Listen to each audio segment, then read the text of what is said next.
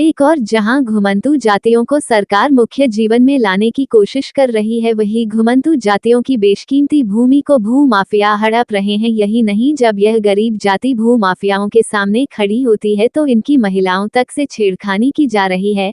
प्रशासन तथा पुलिस का हाल यह है कि मुकदमा दर्ज होने के बावजूद ऐसे भू माफियाओं के खिलाफ कोई कार्रवाई नहीं की जा रही है। जेडीए जो क्षेत्र है जिसमें जोन नंबर 2 में आखेड़ा डूंगर वहाँ हैं हम, और जिस जगह पे हम बैठे हैं ये कालबेलिया समुदाय की ज़मीन है।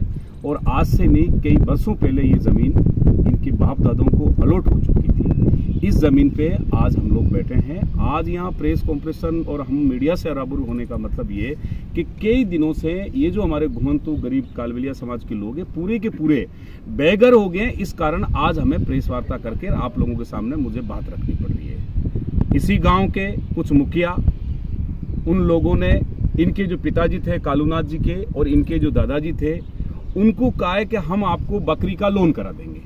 और बकरी का लोन कराने के चक्कर में इनसे कुछ कागजों पे साइन करवा के और इस जमीन को उनके कुछ लोगों के नाम पे भूमाफिया लोगों ने जमीन को हड़प लिया और उनके नाम पे उनकी रजिस्ट्री करवा दी। जब इन लोगों को पता चला तो ये लोग कोर्ट गए, थाने में गए, इस पे अस्टे लेके आए। और अब जब भी जमीन पे कभी भी ये लोग आते हैं तो आए दिन जो भूमाफिया जो लोग हैं उनके हौसले बुलंद है, इनके साथ धक्का मुक्की करते हैं, इनकी महिलाओं के साथ मारपीट करते हैं और सरे आम इनको धमके देके गुंडे लोपरे और ऐसे लोगों को लाके यहाँ लाके पटकते हैं। और इन लोगों को पूरा हमारे लोग जो कालबेलिया जाति के लोग हैं, जो बेघर लोग हैं, जो बेचारे घुमंतू गरीब लोग हैं, ऐसे लोगों की हालात अब ये है कि इन लोगों को केवल एक मरने के लिए, आत्महत्या के लिए इन लोगों को मजबूर कर दिया है यहाँ के भूमाफिया लोगों ने।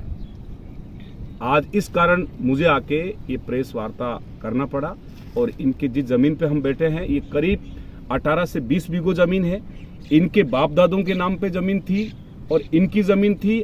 आज इनकी हालात है कि आप उधर भी कैमरे से दिखा सकते हैं, ये लोग रोड के सारे टापरी डाल के और इनको रहना पड़ रहा है। जबकि 20 बीघो जमीन इनके नाम पे थी, मगर कुछ भूमाफिया टाइप के लोगों ने इनको एक बकरी का लोन का बहाना देके और इनके पूर्वजों से साइन करवा के और उस जमीन को पूरी की पूरी जमीन को हड़प लिया है। और इन पे बड़ी बड़ी फैक्ट्रियां बनी जा रही है। ये पूरा का पूरा जो फैक्ट्रियां हैं, जो आप इधर भी कैमरा घुमा के देख सकते हैं कि पूरी जमीन पे फैक्ट्री बनी हुई है। जब ये लोग यहाँ आके मना करते हैं तो इन पे मारपीटों में उतारू हो जाते हैं। और सरकार की तरफ से चाहे जेडीए के अधिकारी हों, चाहे पुलिस थाना हो, ये कहीं पे भी अपनी हेल्प के लिए जाते हैं तो इनको सीधा इनको भगाया जाता है, मगर इन लोगों को रिलीफ नहीं मिल रही। इस कारण आज मीडिया से रूबरू होकर मुझे बात करने का अभी ताजा हालात क्या है और मतलब कागज वर्तमान में इसकी कीमत कितनी है और इनको कितने पैसे मिले हैं जमीन? अभी तक तो इनको तो कोई पैसा मिला नहीं है।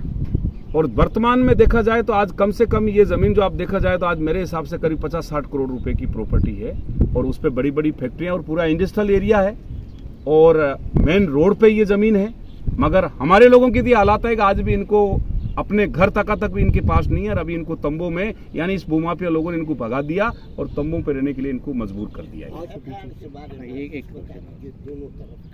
हाँ, एफआईआर क्या रहा है? रिपोर्ट जब हमारे लोगों की दर्ज हो चुकी है, मगर अभी तक पुलिस की तरफ से कोई एक्शन नहीं लिया गया है। जब इन तरह के भूमाफिया इन तरह की जब घटना करते हैं उस पर तुरंत प्रशासन उस पर कोई एक्शन ले लेती है तो तुरंत प्रभाव से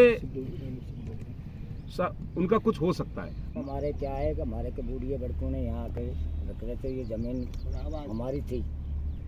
तो इनके पास से क्या किया इन्होंने, हम अनपढ़ आदमी थे तो अनपढ़ को बेचारे डोकरे को ले लिया, ले लुआ के साहब हमारे लिए पैसे भी नहीं दिए और न और कोई दिया। और हमारे लिए आए दिन तूफानबाजी करते हैं, गुंडागिर्दी करते हैं और कभी हमारी औरतों को पहले छेड़छाड़ कर देनी। तो साहब हमारे लिए पैसे से कुछ भी नहीं दिया। अच्छा, इन